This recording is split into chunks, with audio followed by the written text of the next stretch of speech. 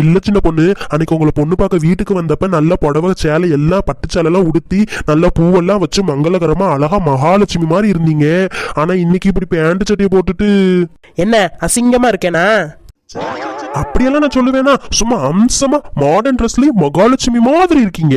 Modern Mahalakshmi. என்னையா அதான் அன்னைக்கேவும் உன்னையும் பிடிக்கலன்னு சொல்லியாச்சு, உன் குடும்பத்தையும் பிடிக்கலன்னு சொல்லியாச்சுல.